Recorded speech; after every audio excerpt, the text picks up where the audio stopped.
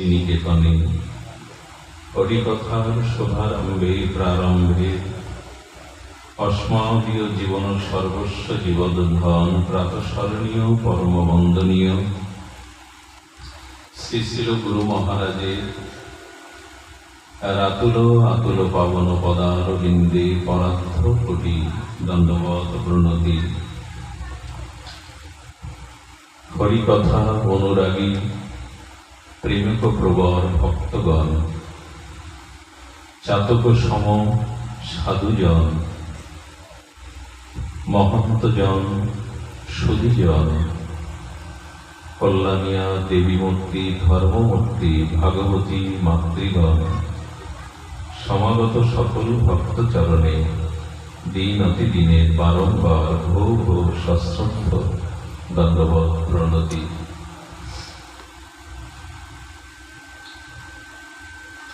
মানুষের জীবনে যদি ব্যবহার শুদ্ধ হয়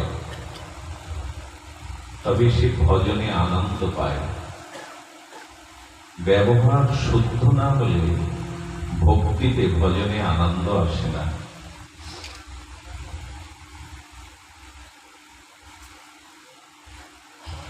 দেখুন,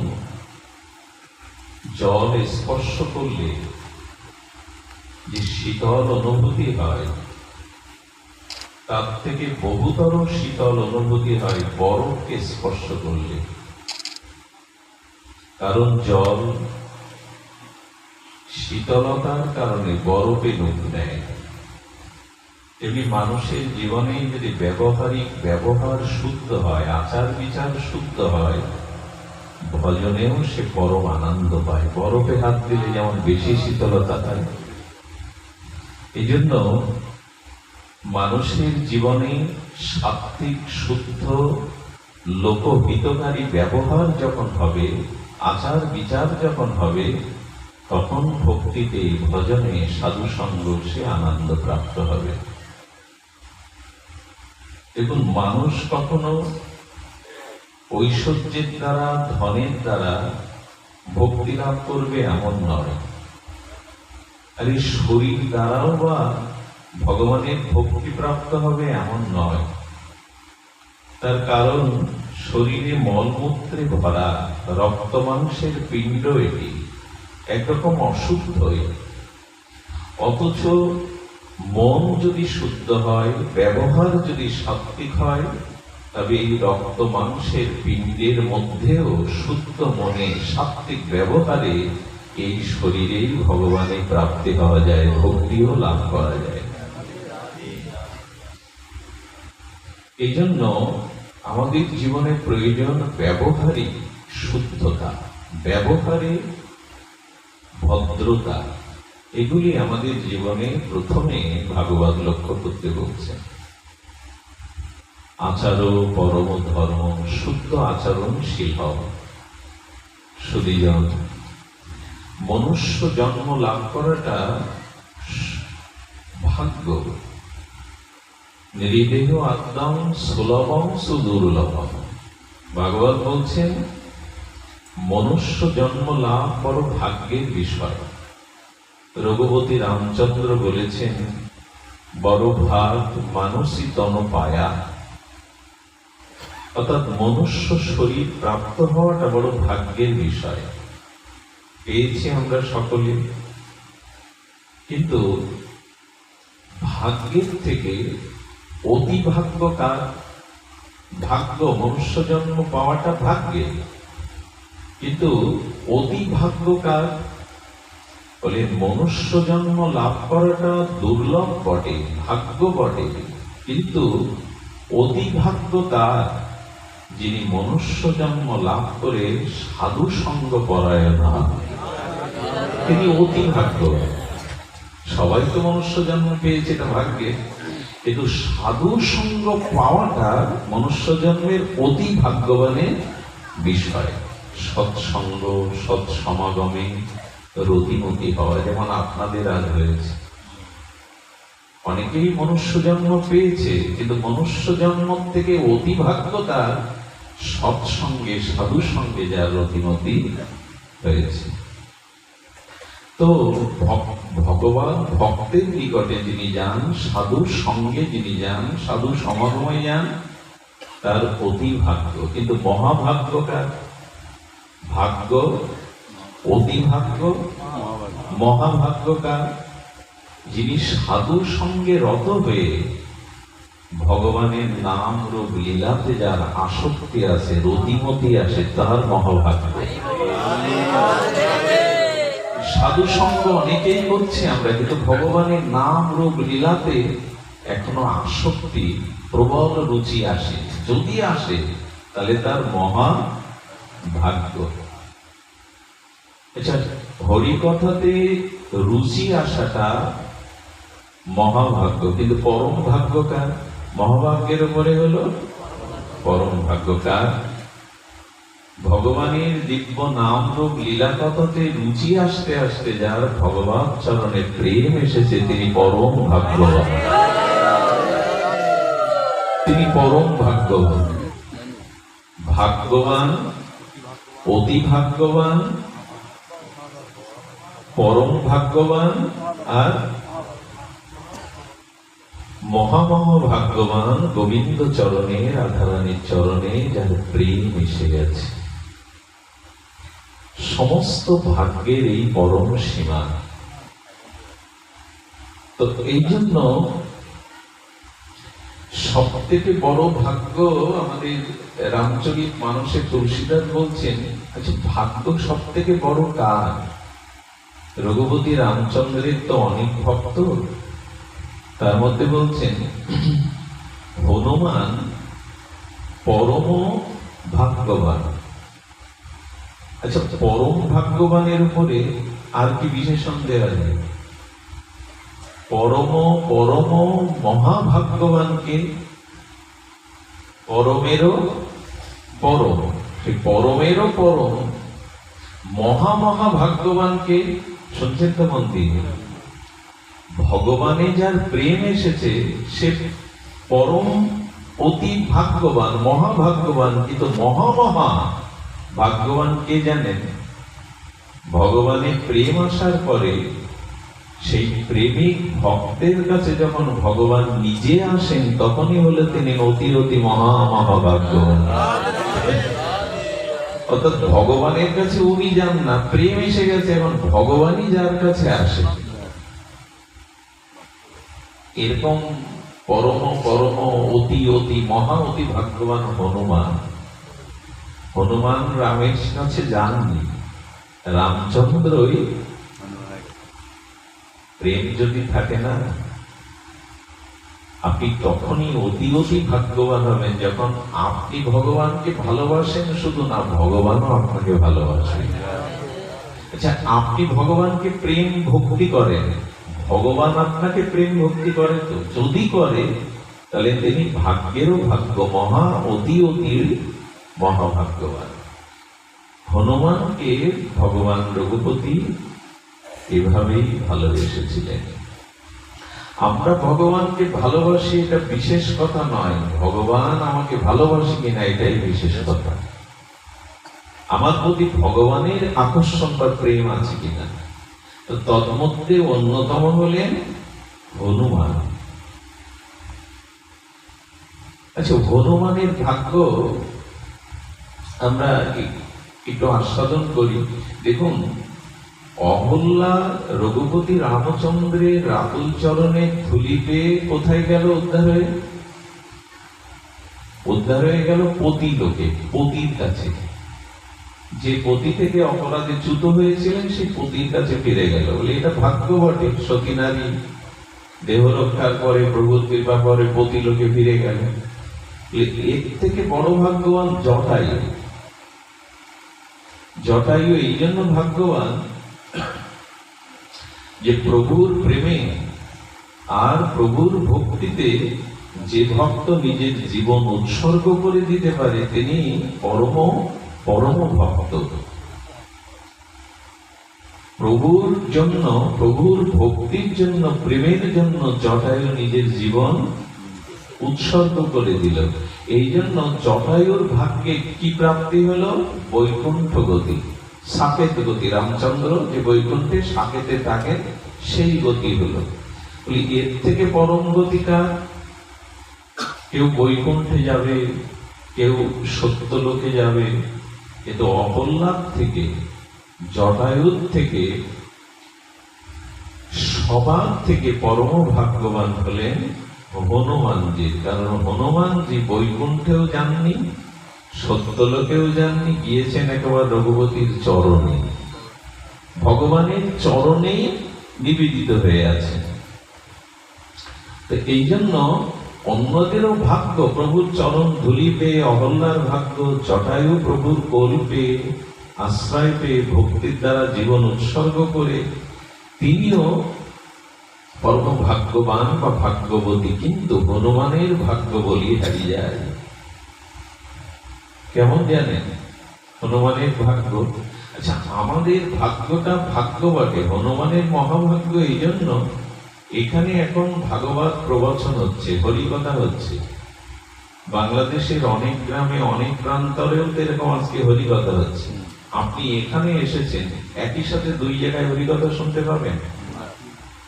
এ ভাগ্য আমাদের আছে যে আমি একই সাথে সব জায়গায় হরিকথা অংশগ্রহণ করতে পারবো, এমন তো নয়।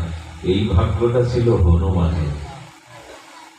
উনি যত্র যত্র রাম গুণগাথা হবে, তত্র তত্র বহু রূপে সেখানে উপস্থিত হয়ে হরিকথা শুনবেন। বলে কেন? বলে এক জায়গায় হরিকথা শুনে আমার পিপাসা, যত্র যত্র প্রভুর সাধু সঙ্গে গুণকীর্তন হবে, সেখানে সেখানেই অবনত মস্তকে হনুমান হরিকথা শুনে তৃপ্ত হন। কতটা ক্ষুধা! গতকাল গিয়েছিলাম পাঠ শুনতে আজাদ, কিন্তু হনুমান যত্র যত্র রাম গুণগাথা চরিত হচ্ছে, তত্র তত্র বিভিন্ন রূপে হনুমান সেখানে হরিকথায় রত। এই ভাগ্য আর কারো আছে কি? না। আসলে পবন পুত্র তো বাতাস যেমন সবখানে, হনুমান হরিকথা যেখানে, রামকথা যেখানে, হনুমান সেখানে। পবন পুত্র বাতাস তো সবখানে ভগবান, হনুমানও তেমনি যেখানে যেখানে যত্র যত্র রাম গুণগাথা তত্র হনুমান। এই ভাগ্য আর কার আছে? একই সাথে সকল ক্ষেত্রে উনি এই লীলারস, নামরস, সৎসঙ্গের আনন্দময়, প্রেমানন্দময় রস আস্বাদন করছেন। হনুমানজির ভাগ্য বলিহারি। শুধু কি তাই? হনুমানজি আপনারা জানেন, লঙ্কা বিজয়ের পরে রঘুপতি রামচন্দ্র অযোধ্যার যখন সিংহাসন ভার গ্রহণ করলেন, একে একে সবাইকে তিনি বিদায় জানিয়েছিলেন। লক্ষ্য করুন, একে একে সবাইকে বিদায় দিয়ে দিলেন। সুগ্রীবকে দিয়ে দিলেন কিষ্কিন্ধার রাজত্ব, বিভীষণকে দিলেন লঙ্কার রাজত্ব, জাম্ববান চলে গেল। সকলেই যেতে যেতে আছে মাত্র দুজন, অঙ্গদ, যুবরাজ অঙ্গদ এবং ভক্তশ্রেষ্ঠ হনুমান। একদিন রঘুপতি রামচন্দ্র বললেন, অঙ্গদ, যুবরাজ ফিরে যাও কিষ্কিন্ধায়, যুবরাজ হয়ে তুমি রাজধর্ম পালন করো। হাত জোড় করে সজল নয়নে বললেন, প্রভু, তোমার চরণ ছেড়ে কোথাও যেতে ইচ্ছা করে না, আমাকে কৃপা করে তোমার চরণে রাখো। বললেন, না, তোমার অনেক দায়িত্ব, তুমি যুবরাজ হয়ে কিষ্কিন্ধার প্রজাদের পালন করো, সেবা করো, ফিরে যাও। প্রভু, কাউকে না কাউকে তো মালিক রাখেন নিচ কাজ করার জন্য, আমি না হয় সেই নিচ কাজ, বাথরুম পরিষ্কার করব, জুতা ধুয়ে দেব, আমায় রাখো না। যুবরাজের পথ চাচ্ছে না, চাচ্ছে প্রভু নিচ কাজের জন্য যদি প্রয়োজন হয় আমাকে চরণে রাখো। রামচন্দ্র হাসলেন। হাসলেন কেন জানেন? অঙ্গদ এখনো প্রকৃত সেবা মর্ম জানেনি, আমরাও জানি না, অনেকেই জানি না। কারণ সেবাতে যিনি উঁচু নিচ ভাব যার আছে, সে এখন সেবা পদ্ধতি খুব মূল্যবান। কেউ যদি মনে করে আমি প্রভুর জুতোটা বয়ে দেব, বাথরুমটা পরিষ্কার করবো, এটা হলো নিচ সেবা। সেবাতে যদি উঁচু নিচ ভেদ কেউ করে, জানবেন যে সেবা এখনো শেখেনি, সেবার মর্ম জানেনি। কারণ শ্রী গুরুদেবকে, মহাত্মাকে আপনি যে সেবা দেবেন সে সেবা নিচ বা ছোট হতে পারে না, বরঞ্চ যে যত নিচ উঁচু বলে সেবায় কোনো ভেদ নাই। কিন্তু জেনে রাখুন, যে যত নিচে নেমে সেবা করতে পারে সে সেবাই সব থেকে মহান। আশ্রমে অনুষ্ঠান হচ্ছে, বহু ভক্তবৃন্দের সমাগম হয়েছে, ড্রেনটা জল জমে আছে, বাথরুমটা পরিষ্কার নাই, গুরুদেবের সামনে ছাতা না ধরে, গুরুদেবের হাত না ধরে ড্রেন পরিষ্কার করুন, তাতে গুরুদেব যে প্রসন্ন হবেন, পরমানন্দ পাবেন তিনি। এই জন্য কখনো যেন কোনো সেবাতে মনে করবেন না আমাকে গুরুদেব বাথরুম পরিষ্কার করতে বলল। যেই আপনি সেবা ছোট বড় মনে করবেন, জানবেন আপনি সেবক নন। গায়ের মলমূত্র পরিষ্কার করে আঁচল দিয়ে মুছে করে টেনে নেয়, মা কি মনে করে এটা নিচ সেবা? মনে করে কি না? সেবাতে কি মা মনে করে এটা নিচ সেবা? মা যেমন সুন্দর পরিপাটি করে সাজিয়ে তাকে কোলে নেয়, আবার মলমূত্র ধুলোবালি পরিষ্কার করে অগ্নি করে কোলে নেয়, সবটুকুই মায়ের সেবা, উঁচু নিচু ভাব নাই। কখনো মনে করবেন না যে আমার দ্বারা এই কাজটা গুরুদেব করতে বললেন, উনি করতে বললেন, জুতোটা বয়ে আনতে বললেন।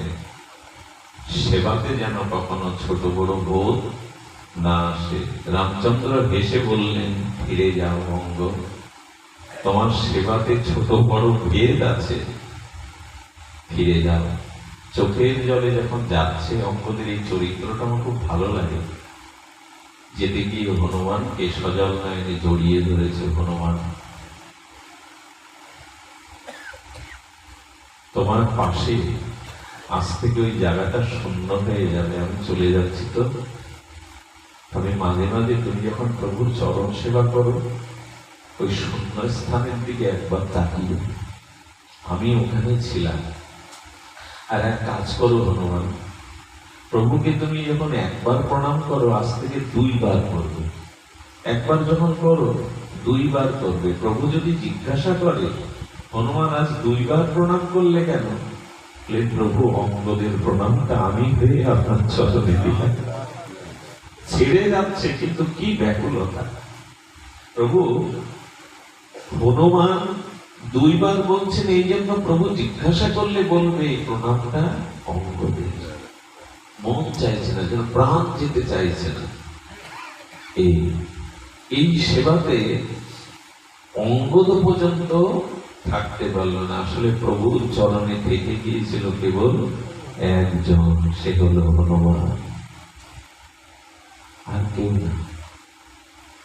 প্রভুকে একজন প্রশ্ন করেছিল, প্রভু হনুমানকে কেন চরণে রেখে দিলে, সবাইকে পাঠিয়ে দিলে? প্রভুর চোখে জল। প্রভু বলল, সকলের রাজ সিংহাসন আছে, ঘর বাড়ি আছে, হনুমানের কোনো ঘর নেই। আমার চরণ ছাড়া হনুমানের অন্য কোনো জায়গায় নেই। একে বলে ভালোবাসা। হনুমান ঘর বাঁধেনি। একদিন রাজসভার মধ্যে জনক মানে অযোধ্যার অন্তপুরের মধ্যে মা জানকীকে নিয়ে প্রভু বসে আছেন, আর হনুমানের জায়গা কোথায়? প্রভু চরণে। 12 ঘন্টায় চরণ সেবা করতেন হনুমান, চরণ থেকে উঠতেন না। তো হনুমান প্রভুর দিকে বারবার চাইছে, নয়ন ভোলানো যে রূপ। এখন যখন হনুমান প্রভুর দিকে চাইছে, রঘুপতি রামচন্দ্র হনুমানের দিকে তাকাতে যাচ্ছে।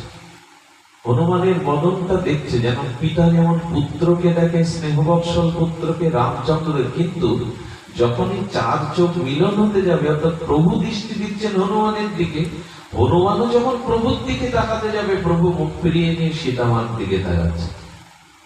সারাটা দিন সীতামা লক্ষ্য করেছে, হনুমান যখন প্রভুর দিকে তাকাতে যাচ্ছে, তখন প্রভু হনুমানের দিকে যে তাকিয়েছিল, সঙ্গে সঙ্গে সীতামার দিকে তাকাচ্ছে। সীতামা এটা লক্ষ্য করেছে।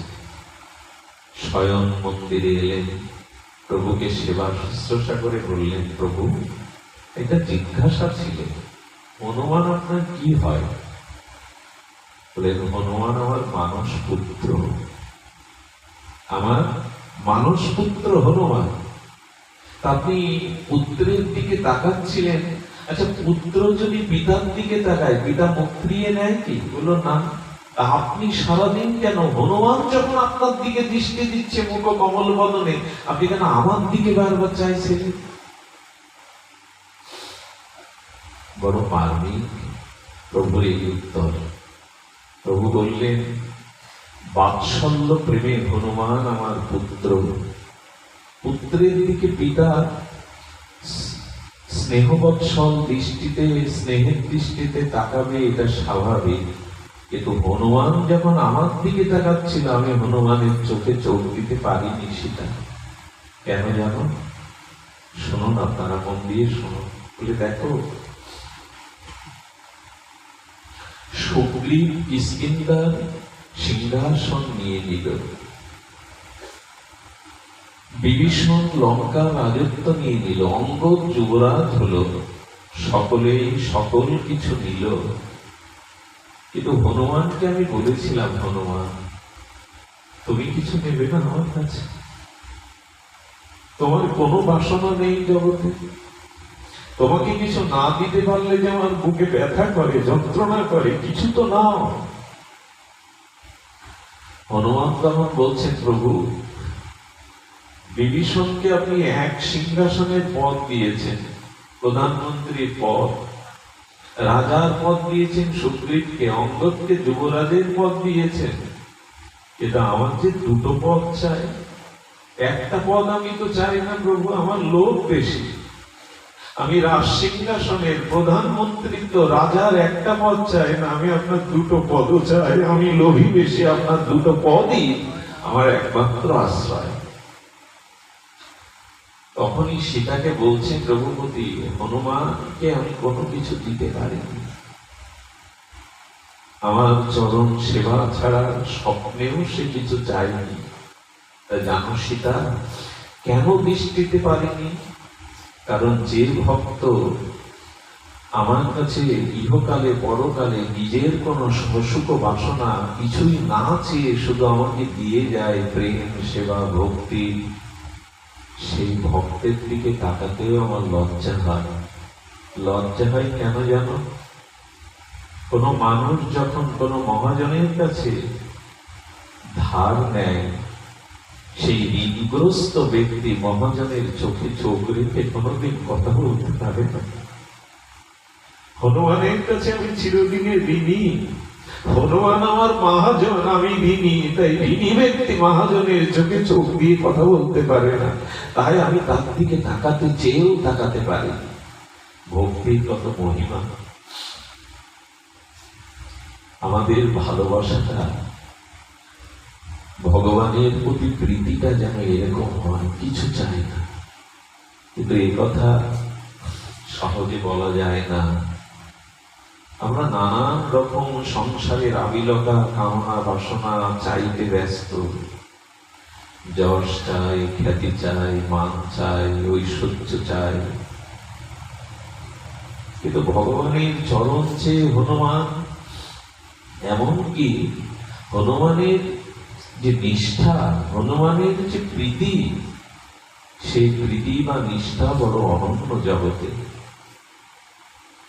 হনুমান প্রভুর চরণ ছাড়া থাকতে চান না, কিন্তু প্রভুর চরণ যখন নিত্য বৈকুণ্ঠে প্রভু গমন করবেন, হনুমান কিন্তু বৈকুণ্ঠেও যাননি। তো অদ্ভুত কথা, হনুমান কোথায় যাননি? বৈকুণ্ঠেও যাননি।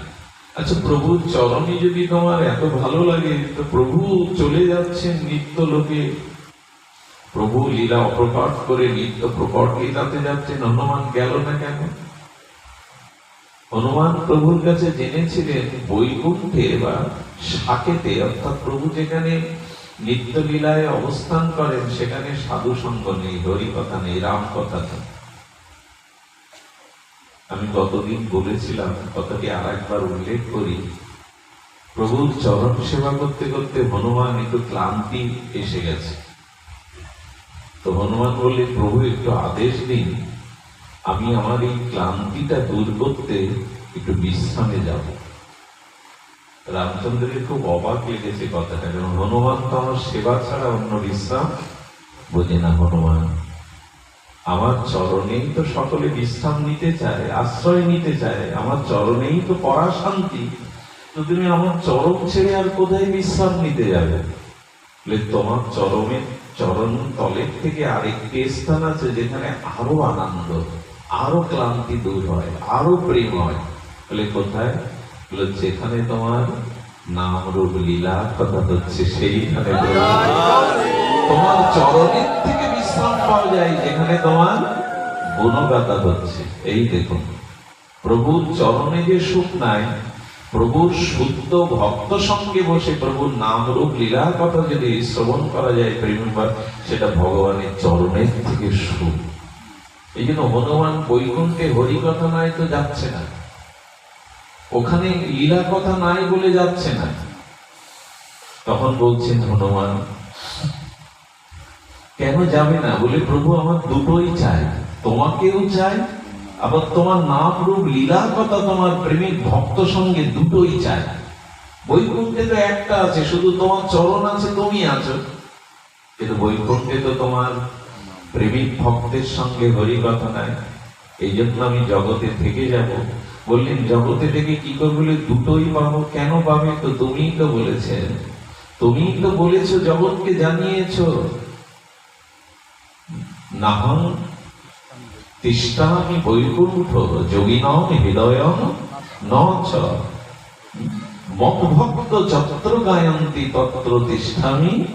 তুমি তো একথা বলেছো যে বৈকুণ্ঠে সবসময় আমাকে পাওয়া যায় না, যোগীদের হৃদয়ে আমি সবসময় থাকতে পারি না, কিন্তু যেখানে আমার প্রেমিক ভক্তগণ আমার নাম রূপ লীলাগত গুণকীর্তন করছে, সেখানেই আমি অবস্থান করি, সেখানেই আমি বিরাজ করি। তাহলে কি দাঁড়ালো প্রভু? বৈকুণ্ঠে তুমি আছো, তোমার লীলা কথা নেই, আর সাধুর সঙ্গে আমি তোমাকেও পাবো। তুমি নিজ মুখে বলেছো যত্র গায়ন্তি তত্র তিষ্ঠামি নারদ, তথাপরি তোমাকে পাবো, সেই সাথে তোমার নাম রূপ লীলা কথাও পাবো প্রভু। এই জন্য আমি জগতে রয়ে গেলাম। সুধীজন, এই জন্য জীবন সৌভাগ্যবান তখনই যখন আমরা এই প্রেমকে লাভ করতে পারবো, এবং সেই প্রেম অহৈতুকী হবে। রম্যকাচিত বসনা ব্রজবধূ বর্গে নজা কল্পিতা। ব্রজবধূগণের যে নিষ্কিঞ্চন সশুক বাসনা বর্জিত সর্বস্ব সমর্পণকৃত যে প্রেম, সেই প্রেম চাই। রম্যকাচিত বসনা ব্রজবধূ বর্গে নজা কল্পিতা। হনুমানজির এই প্রেম জগতে বড় বিরল। এই জন্য মহাভাগ্য আমাদের, অতি ভাগ্য আমাদের, পরম ভাগ্য আমাদের, যখন আমরা সাধুর সংগ্রহ করি কথাতে আমাদের অতিমতি হয়। রেটি যখন হয় তখন ভগবান আপনাকেও ভালোবাসতে শুরু করে। আমি ভগবানকে ভালোবাসি, এটা কত বড় কথা জানি না, কিন্তু ভগবান যখন আপনাকে ভালোবাসবে, জানবেন এর থেকে মহা মহাভাগ্য, মহা সৌভাগ্য, পরম সৌভাগ্য আর নাই। ভগবান সেই ভক্তদের ভালোবাসার জন্য বড় ব্যাকুল হয়ে ওঠে। দেখুন, মনে যদি, আগেই বলেছি, ব্যবহার সুন্দর হতে হবে। ব্যবহার সুন্দরটা কি? মনে যদি কপটতা না থাকে, মনে যদি কুটিল বুদ্ধি না থাকে, তবে সেই সরল শুদ্ধ মনের দ্বারাই ভগবানকে আকর্ষণ করা যায়।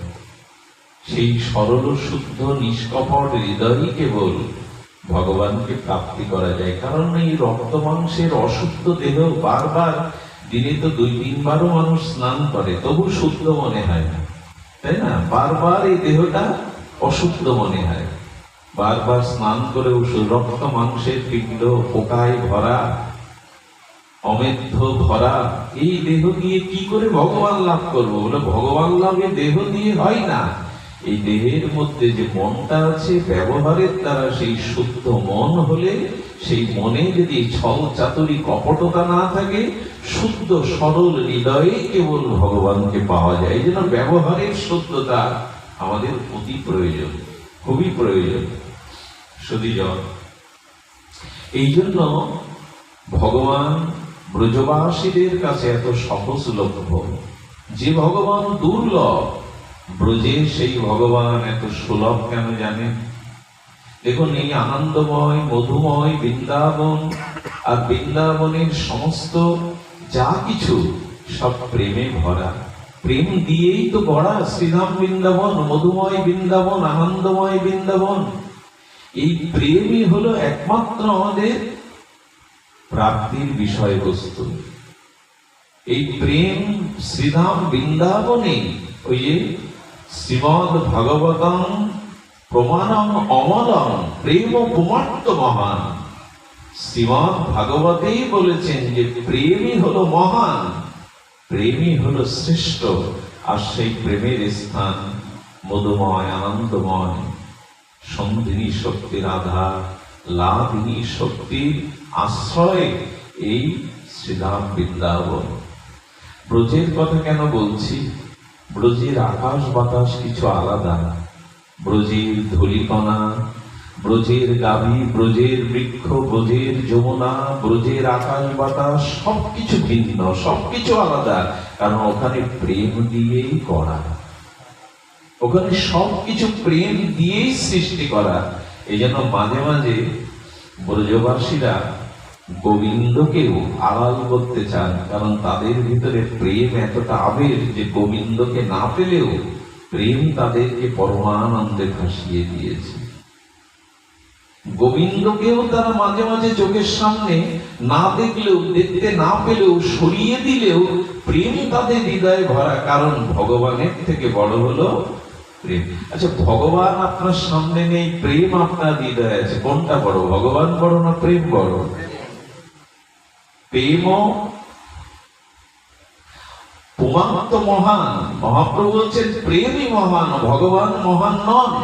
এই জন্য মাঝে মাঝে ভগবানের যে প্রেম অর্থাৎ সেবা, সেই সেবাতে প্রেমটাকেও আর প্রেমিকও গৌণ হয়ে যায়। অর্থাৎ গোবিন্দকে ভক্ত দর্শন করছেন, করতে করতে গোবিন্দকে সেবা করছেন। এখন গোবিন্দের উপমাধুর্য দেখে যদি কারো ভিতরে সেবা বিঘ্ন হয়, তখন প্রেমটাকে ওরা ছেড়ে দিতে চায়, প্রেমটাকেও গৌণ করতে চায়, সেবাটাকে তারা বড় করতে চায়।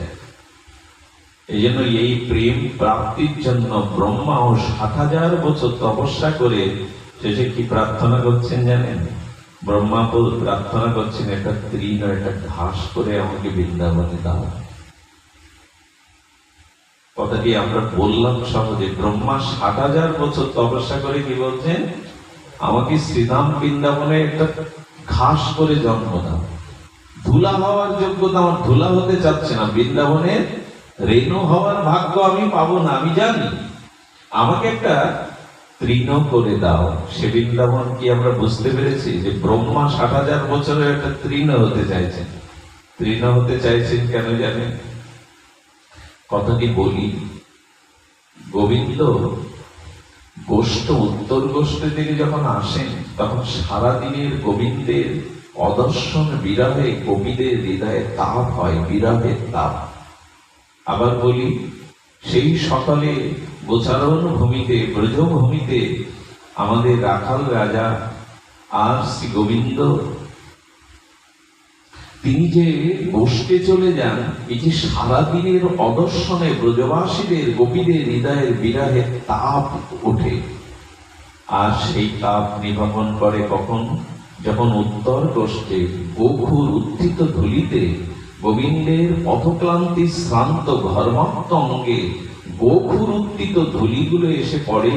গোবিন্দের সেই অপরূপ সুন্দর বদন চরণ দর্শনের জন্য গোপীগণ ঘর ছেড়ে যমুনা পুলিনে ব্রজের ধারে দাঁড়িয়ে থাকে, শ্যামসুন্দরকে দেখে তাদের সারাদিনের বিরহ তাপকে শীতল করবে বলে, শীতল করবে বলে। এবার অনেকেই আছে চাকরি করে, ব্যবসা করে, ভক্তরা ঘরে ঢুকে স্নান করে ধুতি মালা তিলক নিয়ে ভগবানের সামনে গিয়ে বসে। টিভি ছেড়ে বসে না ভক্তরা, গল্প গুজব করতে বসে না, সারাদিন তোমার কাছে যায়নি, সারাদিন তোমাকে দেখেনি, এই ব্যাকুলতায় তারা ঠাকুর ঘরে গিয়ে বসে। তেমনি গোপীরা সারাদিনের যে তাদের বিরহ তাপ সন্তাপ, এটিকে দূর করবার জন্য গোধূলি বেলায় তারা যমুনা পলিনে এসে দাঁড়াতো, দূর থেকে তাদের প্রাণনাথকে দেখতে। একদিন একটু অন্তরালে গিয়ে গোবিন্দ বলছেন, তোমরা এরকম করে তাকিয়ে থাকো কেন? বলো, সারাদিনের বিরহ জ্বালাকে শীতল করবার জন্য তোমার চরণ বদন দর্শনের জন্য দাঁড়িয়ে থাকি। তখন বলছেন যে কিসে তোমাদের শান্তি হবে বলো, বিরহতা। গোপীগণ তখন বলছেন, হে প্রাণনাথ, হে ব্রজনাথ, হে মনোহর, হে সুন্দর, তোমার চরণখানায় যদি আমাদের বুকে একবার তুলে দিতে, এই বুকের যে তাপ, এই তাপ চলে যেত। গোবিন্দ তখন বলছেন, আমার চরণ বুকে দিলে বুকে ব্যথা লাগবে না? বলো, ওই চরণ যেখানে, সেখানে ব্যথা দূর হয়, ব্যথা লাগে না গো। হ্যাঁ, বললেন গোবিন্দ তখন আরো গোপীদের মুখ থেকে সেই গোপী প্রেমকে, ব্রজ প্রেমকে জানানোর জন্য বললেন, হ্যাঁ, আমি যদি পা তুলে দিই, কারো বুকে পা তুলে দেওয়াটা দোষের নয় কি? তখন গোপীগণ বলেছিলেন, হে শ্যাম সুন্দর, তুমি ব্রজের যেখানে যেখানে চরণ রাখো, আমরা তার আগে সেখানে আমাদের হৃদয়ে পেতে দিই। হৃদয়ে তোমার চরণ নেওয়ার অভ্যাস আমাদের আছে। খুব ধ্যান দিয়ে শুনুন কথাটি। রাতে গোপীরা গাভীগুলো যে দুর্বা ঘাস খেয়ে নিত, দুর্বা ঘাসগুলো তো উপর থেকে খেয়ে নিত। আচ্ছা, দুর্বা ঘাস উপর থেকে খেয়ে নেওয়ার পরে নিচে যে ঘাসগুলো থাকতো সেগুলো সূচের মতো শক্ত, তাই না? দুর্বা ঘাসের অগ্রভাগ খেয়ে নিলে নিচের যে ভাগটা থাকে সেটা কেমন থাকে? ওটা স্পর্শ করলে কেটে যায়, ধারালো সূচের মতো। গোপীরা রাত্রির আধারে ওই ঘাসগুলো কেটে কেটে দিত। একজন জিজ্ঞাসা করেছিল, রাত্রে ঘাসগুলো কাটো কেন? বলো, গো মাতা, গাভী মাতা উপরের অংশটা খেয়েছে, আর নিচের অংশটা বড় কোমল নয়, শক্ত। কাল যখন আমাদের প্রাণনা এখানে চরণ বিন্যস্ত করে যাবে, আমাদের গোবিন্দের কোমল চরণে ব্যথা লাগবে। বলে, তার চরণে ব্যথা লাগবে বলে কাটছে? বলে, তার চরণে শুধু লাগবে না, ওই ঘাসের শক্ত অংশের আঘাতটা আমাদের হৃদয়েও লাগবে। বলে, কেন? এই জন্য যে গোবিন্দ যেখানে যেখানে চরণ রাখে, আমাদের হৃদয়টা সেখানে আমরা পেতে দিই। এই জন্য আমাদেরও হৃদয়ে ব্যথা। এই অনুভূতির তুলনা আছে। আর এ কথার সত্যতা কোথায় জানেন? মা যশোদা দেখে বলছেন, কানায়, গোপাল, তোর এই কমল চরণ এত কমল, এতে ব্যথা লাগে না খালি পায়ে হাঁটতে? বৃন্দাবনে কত কণ্টক আছে, কাটা আছে, কাকড় আছে, তো একটা পাদুকা পড়ে যা, তুই রাজার ছেলে। কৃষ্ণ তখন মায়ের দিকে তাকিয়ে দুটো হাত ধরে বলছে, মা, তুমি তো আমায় এমন শিক্ষা দাওনি। আচ্ছা বলো তো মা, পায়ে পাদুকা দিয়ে কারো বুকের উপরে পা তোলা যায় তো? কারো হৃদয়ে পা দেওয়া যায় তো? কার বুকে কার হৃদয়ে পা দিস তুই? বলো, জানো না মা, গোপীরা, আমি যেখানে যেখানে চরণ রাখি, গোপীরা তাদের হৃদয় পেতে দেয়। এই জন্য জুতো পায়ে দিয়ে কারো হৃদয়ে পা দেওয়া যায় না। বৃন্দাবনের সবকিছুই কেমন, কত গভীরের দেখো। গোবিন্দ ব্রজে কোন চরণ পাদুকা কেন পড়েননি? বললো, সব হৃদয় পেতে দিয়েছে। কারো হৃদয়ে কি পাদুকা পায়ে দিয়ে ওঠা যায়? এসব অনুভূতি আমাদেরই মাথায় ঢুকবে।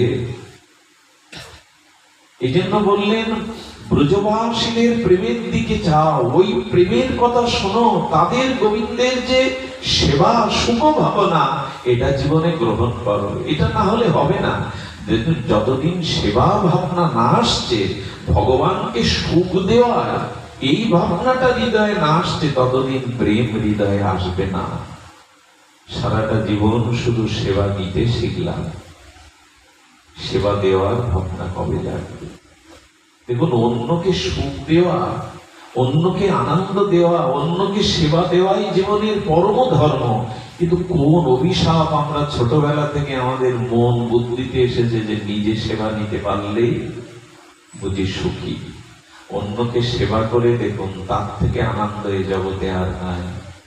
গোপীগণ বললেন, তোমার এই চরণ আমাদের বুকে দিলে বরঞ্চ তোমার চরণে ব্যথা লাগে কিনা সেটাই ভাবছি আমরা। কথাটি খুব গভীর মন দিয়ে শুনতে হবে, কারণ কথাটি বিপরীতত্ব করবেন না। গোপীরা বললেন, আমরা ভাবছি গোবিন্দের চরণটা কেমন কোমল, কমল চরণ বলা হয় তো, কমল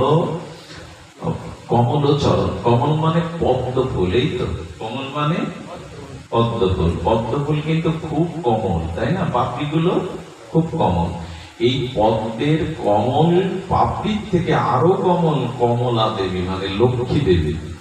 লক্ষ্মী দেবীর পদ্মের পাপড়ির থেকে আরো কমল। এই জন্য লক্ষ্মী দেবীকে বসতে দেওয়া হয় কমলাসনে। কমলাসনে মানে পদ্মের আসনে বসতে দেওয়া হয়। তো যখন পদ্মের আসনে বসতে দেওয়া হয়, তখন লক্ষ্মী দেবীর ওই কমল পদ্মাসনা হয়ে বসেন কমলা দেবী। আচ্ছা, কমলা দেবী কমলের থেকে লক্ষ্মী দেবীর কর কমল আরো কমল, হাতটা আরো কমল।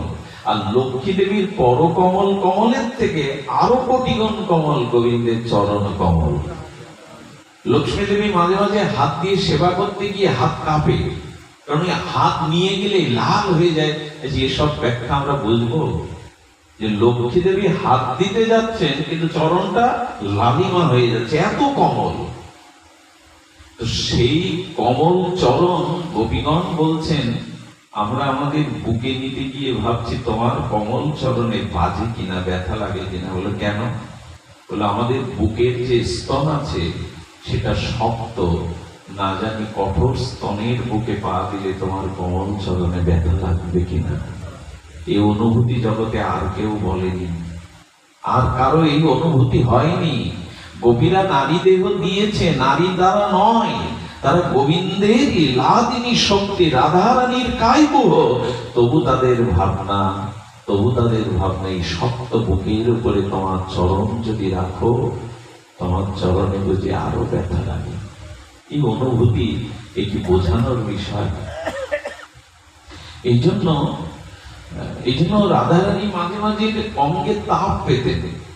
আগুনটা সেকা দিলে যেমন তাপ হয়, গোবিন্দের তপ্ত চরণ ধুলির উপরে, ব্রজের ধুলির উপরে পড়লে রাধারানী চরণের দিকে তাকিয়ে ছেক খেয়ে যেতেন, যেন ব্যথাটা, তাপটা রাধারানীর অঙ্গে লাগছে। মাঝে মাঝে উনি খেদ করে বলছেন, ললিতারে, বিশাখারে, আমার রাধা জন্ম বৃথা গেল। আমি রাধা জন্ম না নিয়ে যদি পদ্ম হয়ে জন্মাতে পারতাম। বলে পদ্ম হলে কি করতিস? বলে প্রভু যেখানে যেখানে পা রাখতেন আমি পদ্মের বাবরি হয়ে ফুটে থাকতাম, যাতে প্রভুর চরণে ব্যথা না লাগে।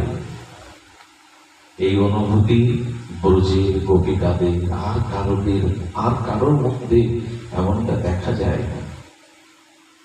এই জন্য আমাদের ব্রহ্মাজি পর্যন্ত তৃণ হতে চেয়েছেন। আর উদ্ধবজি কি চেয়েছেন? উদ্ধব বলেছিলেন, হে ব্রজ সুন্দরীগণ, আমাকে এই বৃন্দাবনের জঙ্গলের মধ্যে, বৃন্দাবনের কাননের মধ্যে ঔষধি একটা বুগ্ন লতা করে দাও, একটি লতা করে দাও, যাতে কৃষ্ণ অনুরাগিনী হয়ে তোমরা যখন কৃষ্ণের জন্য ছুটে যাবে, তোমাদের এই অনুরাগ মাখা চরণের অনুরাগ মেশানো একটা ধূলিকণা যদি আমার উপরে এসে পড়ে, আমি নিজেকে ধন্য ধন্য মনে করব। ভক্তরাজ উদ্ধব পর্যন্ত এই প্রাপ্ত, সেই ব্রজ তাহলে কেমন? সেই ব্রজের মহিমাই বা কেমন?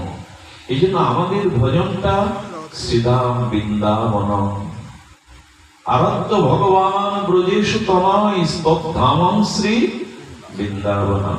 আসুন আমরা এই বৃন্দাবনের একটু যুগল লীলাতে প্রবেশ করি। ব্রজের কোন লীলা, ব্রজের কোন মহিমা যেন মনে করবেন না অতিরিক্ত করে গ্রন্থকাররা, ব্যাখ্যাকাররা ব্যাখ্যা করেছেন, একদমই ভাববেন না। তার কারণ কি জানেন? ব্রজে রাধারানীর মহামহিমার অন্ত নেই, সীমা নেই। শুনুন একটি ঘটনা, ভক্ত চরিত্র শুনুন। এক সেবক শিষ্য ব্রজের এক মহাত্মাকে, গুরুপাদ পদ্মকে বারবার বলতেন, গুরুদেব আমাকে একটা সেবা দিন, আমাকে কৃপা করে একটু সেবার আদেশ দিন। গুরুদেব কিছুই বলতেন না। দিনের পর দিন, মাসের পর মাস এই নিবেদন করে যাচ্ছে, গুরুদেব আমাকে কৃপা করে একটা সেবা দিন। দীর্ঘ 1 বছর পর গুরুদেব মুখ খুললেন। গুরুদেব মুখ খুলে বললেন, সেবা তো চাইছিস, তবে আজ আমি তোকে সেবা দেব। যা, তুই সমগ্র গৌড়ীয় বৈষ্ণব আমাদের সর্বস্বামী শাস্ত্রগুলো যথাযথ আয়ত্ত করে মুখস্থ করে আমাকে শোনাবি, এই তোর সেবা। বলুন তো, চরণ সেবা করা সহজ, মালা সেবা করা সহজ, গুরুদেবের অন্নাদি পরিপাক করা, ব্যঞ্জনাদি রন্ধন করা এটাও সহজ। কিন্তু যে কোনো লেখাপড়াই জানে না, জীবনে যার অক্ষর জ্ঞান নেই, তাকে বলছে গোস্বামী শাস্ত্র আয়ত্ত করে অধ্যয়ন করে আমাকে শোনা। তখনই ও বেকায়দায় পড়ে গেছে। সেবা চেয়েছিলাম, কিন্তু এ সেবা কোটি জন্ম, আমি তো নিরক্ষর, লেখাপড়ায় জানি না। কিন্তু গুরুদেব বললেন, যা, এই সেবা নিয়েই তবে আমার কাছে আসবে। এই সেবা সম্পূর্ণ না করে আমার কাছে আসবে না। দেখুন ব্রজের মহিমা দেখুন। সেই দিন থেকে ঘরে এসে একরকম খাওয়া দাওয়াই ছেড়ে দিল। সেবাটা তো আমি চেয়ে নিয়েছি, 1 বছর ধরে অনুরোধ করে গুরুদেব বলে দিলেন, কিন্তু এ সেবা আমি কি করে পাবো? আমি তো লেখাপড়া জানি না। আর এই যে বয়স, এই যে সময়, আবার নতুন করে লেখাপড়া শিখে গোস্বামী গ্রন্থ সম্পূর্ণ আয়ত্ত করা সম্ভাবনা। উনি তখন কি করলেন, রাত দিন রাধারানীকে ডাকতে লাগলেন, হে রাধে, হে করুণাময়ী, গুরু সেবাই যদি না হলো, শ্রী গুরু পদ্মে যদি সেবাই না হলো, তবে এই জন্ম বৃথা। এমনি করে তিনি কাঁদতে কাঁদতে কখনো গিরিরাজের তটে হাহাকার করেন, কখনো ব্রজের ধুলাতে পড়ে কান্নাকাটি করেন। এইভাবে বেশ কিছুদিন গেল। না খেয়ে না দে, উদাস হয়ে, ব্যাকুল হয়ে, কখনো গিরিরাজ তটে, কখনো ব্রজের রেণুতে গড়াগড়ি দিতে দিতে একদিন রাত্রে মনে করলেন, এই জীবনে যখন গুরু সেবাই হলো না, তার স্বাদ পূর্ণ হলো না, এই জীবন আমি রাখবই না। দেখুন সেবার কি ব্যাকুলতা। আসলে গুরুদেব কি জানে না, গুরুদেব বিশেষ কৃপা করবে বলেই তো ওকে। সেদিন কি করলো জানেন? রাধাকুণ্ডের তীরে গিয়ে কাঁদছে, হে রাধা, হে করুণাময়ী, এই জন্মে তো হলো না, যদি কৃপা করো আগামী জন্মে যেন শ্রী গুরুদেবকে শাস্ত্র শুনিয়ে, শ্রী গুরুদেবকে গোস্বামী গ্রন্থ শুনিয়ে সেবা করতে পারি। আমি এটুকু শুনেছি, মৃত্যুর সময় মানুষ যা ভাবতে ভাবতে মারা যায়, আগামী জন্মে তাই তাই হে রাধারানী পারে না, কৃপা করে আমি তোমাতেই আজ, কারণ রাধাকুণ্ড রাধারানীর স্বরূপ, বিগলিত রস স্বরূপ, আমি এখানেই ডুবে মরব, যেন আগামী জন্মে শ্রী গুরুদেবকে শাস্ত্র সেবা দিতে পারি। এই ভাবতে ভাবতে রাধাকুণ্ডে ডুব দিলেন, আর উঠবেন না। করুণাময়ী কৃপাময়ী রাধারানী কি এমন গুরু ভক্তকে বঞ্চিত করতে পারে? হাত ধরেই রাধারানী রাধাকুণ্ড থেকে তারে দিলে তুললেন, হাত ধরেই করুণাময়ী তুললেন। কৃপাময়ী, তবে তোমার কৃপা হয়েছে। আমি গুরুদেবের সেবা জানি না, মূর্খ নিরক্ষর। রাধারানী বললেন, আমি তোকে কৃপা করব, মরবি কেন রে? ওরে, ব্রজে যদি কেউ রাধা রাধা বলতে বলতে জীবন উৎসর্গ করে, কলঙ্ক তো আমার হবে রে। রাধারানী এখনো পূর্ণ জাগ্রত। সঙ্গে সঙ্গে বললেন, তো জিহ্বাটা বাড়িয়ে দে। জিহ্বাটা রাধারানী নিজে অঙ্গুলি দিয়ে কৃষ্ণ এই নাম অক্ষর লিখে দিলেন, যা, আজ থেকে সমগ্র শাস্ত্র তোর মধ্যে বিনা অধ্যায়নে অধ্যাবসায়ে স্ফুরত হবে, সমগ্র শাস্ত্র তোর হৃদয়ে জেগে উঠবে। যা। শ্রী গুরুদেবের সামনে সেদিনই এলেন। গুরুদেবকে বলছেন, গুরুদেব, এই অযোগ্য রাধারানী তাকে কৃপা করেছে, এই কথা গুরুদেবকে বলছে না। কখনো কোনো মহতের সামনে নিজের মহিমা প্রকাশ করবেন না। বাবা, আমি নির্জলা একাদশী করি, এরকম গল্প দিতে যাবেন না, ওদের শোনাতে যাবেন না।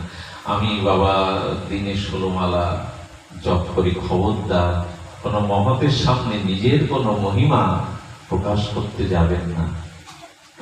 কোনোদিন যাবেন না। নিজেকে যত নত করতে পারেন, অধম জ্ঞান করতে পারেন, তত কৃপাটা পাবেন। সুধীজন, তখন গুরুদেব বললেন, কিরে, যে সেবা দিয়েছিলাম তাকে সম্পন্ন করেছিস? কিছু মুখে বলছেন না। গুরুদেব একটা শাস্ত্র গ্রন্থ সামনে এনে বলছে, পড়, আমাকে শোনা। যেই শাস্ত্রের দিকে তাকিয়েছে, শাস্ত্রটা হাতে নিয়ে অনর্গল ঝর্ণা ধারার মতো শাস্ত্র বলে যাচ্ছে। অথচ তিনি কোনদিনই লেখাপড়া জানেন, লেখাপড়া জানেন।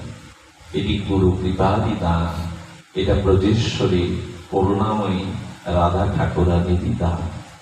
এই জন্য ব্রজের যে গোস্বামী গ্রন্থ, সেগুলো সম্পূর্ণরূপে চিন্ময়, সম্পূর্ণরূপে তার বাস্তবতা আছে। দেখুন, রূপ গোস্বামী পাদ এই রসাচার্য জগতাচার্য রাধারানীর চুলের বর্ণনা দিয়েছেন, কেশের বেনি, রাধারানী যে বেনি করেছেন সেই বেনির বর্ণনা দিয়েছেন। বেনির বর্ণনা দিয়েছেন সর্প। হ্যাঁ, সর্পের সাথে রাধারানীর চুলের যে বিনোদ কি করে, মায়েরা কি বলে, বেনি, চুলের বেনির বর্ণনা, ওই যে বেনি পিঠে দুলছে, ওটা সর্পের সাথে তুলনা দিয়েছেন। সনাতন গোস্বামী বললেন, সব যার মহাপ্রেম দিয়ে গড়া, তার চুলের বেনি কি সর্পের মতো? কথাটা কি ভালো লিখলো? কথাটা কি যথার্থ লিখলো, ভালো লিখলো? যখন এটি মনে হয়েছে, সনাতন গোস্বামী সঙ্গে সঙ্গে বসে রাধাকুণ্ডের তীরে বসে না একদিন পূর্ণিমার রাত্রে একথা চিন্তা করছে। রূপ গোস্বামী রসাচার্য, তার রসবোধ বড় অসাধারণ, কিন্তু রাধারানীর বেনিকে তিনি সর্পের সাথে তুলনা করলেন। যেই ওইটা ভাবছে, দেখছে যে রাধাকুণ্ডের তীরে হর্ষা বর্ষ বনে কিছু অপ্রাকৃত অপরূপ সুন্দরী কিশোরীগণ একজনকে দোল দিচ্ছে, আর যাতে দোল দিচ্ছে তার পেছনটা দেখতে পাচ্ছে সনাতন, কারণ উনি পেছনে বসে আছেন। পেছনে যখন দোল দিচ্ছেন, তার পিঠের যে বেনিটা, ওইটা দেখছেন সর্প, সাক্ষাৎ সর্প, ওই যে দুলছে বেনিটা। উনি মনে করেছেন এত সুন্দর কিশোরী মণি, তার পিঠে সাপ উঠেছে, এখনই তো দংশন করবে। আরে আরে কিশোরী মণি, তোমার পিঠে সাপ, তোমার পিঠে সাপ। দৌড়ে যেয়ে গেছেন, লীলা অদৃশ্য হয়ে গেছেন। রাধারানীর গন্ধটা সেখানে ভরে আছে। উনি বুঝলেন রূপ যে ভুল লেখেনি, রাধারানীর লীলা তারা জানিয়ে গেল, আমার বেনির বর্ণনা রূপ ঠিকই দিয়েছে। এই জন্য গোস্বামী গ্রন্থ যা কিছু দেখেছেন, অনুভব করেছেন, তাই কিছুই তারা লিখেছেন। এই জন্য এই রাজ্যটা বড় বিরল। মনে আছে আপনাদের শ্রীবাস আচার্যের কথা? খুব ধ্যান দিয়ে লীলাটি শুনুন। ব্রজের সবকিছু অপ্রাকৃত। আমি আপনাদের নিবেদন করব, কেন জানি না, আজকে যে ভক্তগণ এসেছেন, খুব পরমই ভক্তগণ, আপনারা আপনাদের মাঝেই হয়তো এই কথা বলবার শুভ অবসর। সেটি হলো ব্রজের যে ভাবনা, ব্রজের যে লীলা, ব্রজের যে চিন্তন, এই চিন্তনের মধ্যেই আছে প্রেম অপমান্ত মহান বিশুদ্ধ ব্রজ প্রেম, রাধা প্রেম। আর এটি না পেলে জীবনের কিন্তু পরিপূর্ণতা আসবে না। কারণ মহাপ্রভু শ্রীকৃষ্ণ চৈতন্য নিত্যানন্দ প্রভু যা দিতে এলেন, তা যদি আমরা না পাই না, অনেকাংশে আমাদের জীবন ব্যর্থই থেকে যাবে, বৃথা থেকে যাবে। সেই প্রেম দানের জন্যই তো আশা।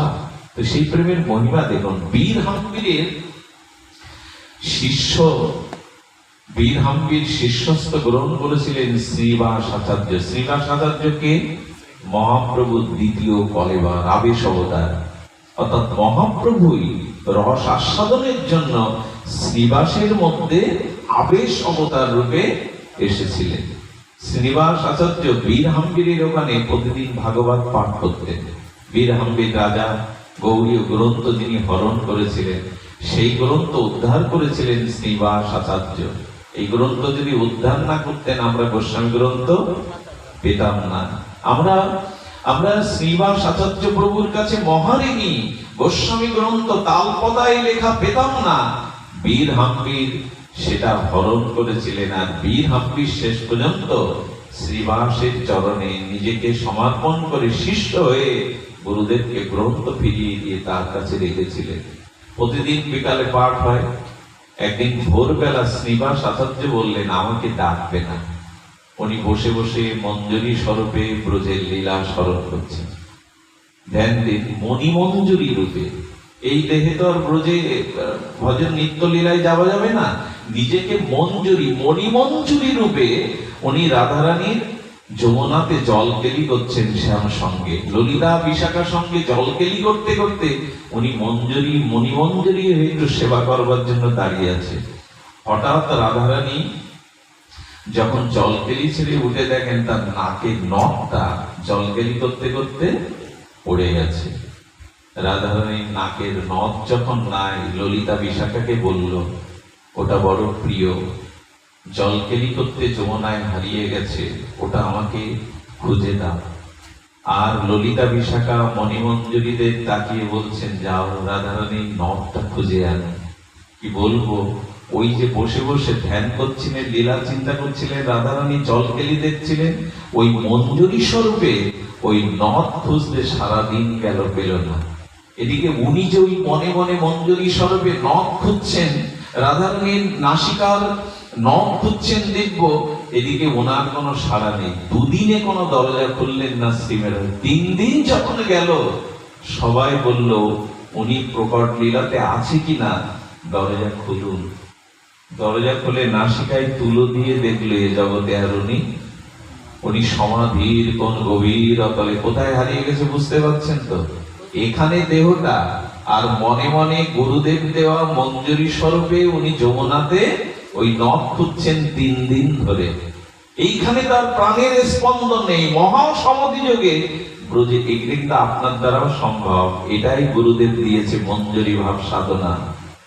এই মঞ্জুরি স্বরূপে তিনি কি করেছেন, ওইখানেই নখ খুঁজতে খুঁজতে যখন 3 দিন ওনার প্রাণে স্পন্দন নেই, হাহাকার পড়ে গেল, তবে প্রভুকে নিত্য লীলায় গমন করলেন। এই জগতে আর নাই। সঙ্গে সঙ্গে প্রভুর মরমী শিষ্য আসলো, রামচন্দ্র কবিরাজ। রামচন্দ্র কবিরাজ এসে বললেন ভেবো না, গুরুদেব নিত্য লীলায় প্রবেশ করেনি, উনি আছেন, উনি ফিরবেন, তোমরা চিন্তা করো না। উনিও বসে গেলেন, কারণ ওইখানে তো এই শরীর নিয়ে যাওয়া যাবে না। উনিও মঞ্জুরি স্বরূপে মণিমঞ্জুরির পিছনে গিয়ে বললেন আমাকেও আদেশ দিন, আমিও আপনার সাথে খুঁজি। আমি সবার মস্তিষ্কে কথা ঢোকাতে পারবো না যে দেহ এখানে আর খুঁজছে যমুনায়। আমাদের দেহ একটা না, আমাদের এই দেহে হবে না। ওই গুরুদেব যে মঞ্জুরি ভাব সাধনার দেহ দিয়েছেন, ওই দেহ দিয়ে নিত্য নিরন্তর ব্রজে এই লীলাগুলো, রাধারানীর সেবাগুলো নিকুঞ্জ মন্দিরের দুয়ারে সেবা করতে হবে। তো পেতে পেতে পেতে পেতে হঠাৎ করে তখন আর চিৎকার করে উঠেছেন। মণিমঞ্জুরি বললেন এই তো পেয়েছি, ঠাকুরানীর নাসাগ্রের সেই দিব্য নখ পেয়েছি। সেই নখটা পেয়ে ললিতাকে দিলেন, ললিতা রাধারানীকে দিলেন। রাধারানী এত প্রসন্ন হয়ে বললেন কে, কোন মঞ্জুরি আমার এই রথ দিয়ে দিল? বললো মণিমঞ্জুরি। বললো আমার কাছে ডাকো। রাধারানী গালে তখন তাম্বুল ছিল প্রসাদী, সেই তাম্বুলটা অধরামৃতটা প্রসন্ন হয়ে বললেন এটা তুমি পাও। মণিমঞ্জুরিকে এই ভাগ্য কজনার হয়, যার অধরামৃত গোবিন্দ পাওয়ার জন্য ব্যাকুল সর্বদা পান না, সেই অধরামৃতটি দিয়ে দিলেন মণিমঞ্জুরিকে। মণিমঞ্জুরি কি করলেন জানেন, আঁচলে বেঁধে নিলেন, আর গুরু এবং শিষ্য দুজনেই দেহে ফিরে এলেন। শিষ্যরা হরিধ্বনি দিতে লাগলো, আনন্দ করতে লাগলো। গুরুদেব তাহলে নিত্য লীলায় প্রবেশ করেননি, কিন্তু হঠাৎ করে দেখছেন গুরুদেবের অঙ্গ থেকে এক অপার্থিব চিন্ময় দিব্য গন্ধ চারিদিকে ছড়িয়ে পড়েছে। গুরুদেবের অঙ্গ কোথায়? তখনই সেই রাধারানীর অধরামৃত পানটা খুলে সব ভক্তদের এক বিন্দু করে দিলেন। যেই ওই পান মুখে দিল, সেই প্রেমে আবেশ হয়ে সবাই দোলাতে গড়াতে লাগলো। এই হলো রাধারানীর অমৃতের মহা ঔষধি। ওইটা পেয়ে, অমৃত পেয়েই সকলে গড়াগড়ি দিতে লাগলো, রাধা প্রেমে বিভাবিত হয়ে গেল। আমি বলি কি, ঠাকুর ঘরে বসুন, নাম জপ করতে বসুন, কিন্তু মনে মনে রাধারানীর কোন সখী মঞ্জুরি ভাব নাই, নিত্য নিকুঞ্জ সেবায় চলে যান। এই হলো ভজনের অন্তিম পরিণতি, শেষ পরিণতি। কারণ পুরুষ দেহে যুগলের সেবা ওইখানে আমরা যেতে পারবো না, এই দেহটাকে। তবে তাহলে মেয়েরা যেতে পারবে, মায়েদের দেহ ওই মায়ের ওই দেহে যেতে পারবে না। গুরুদেবের দেওয়া যে মঞ্জুরি স্বরূপ, সেই স্বরূপে যেতে পারবে। আজ একটু আমি আপনাদের একটু ব্রজলীলার আনন্দময় লীলা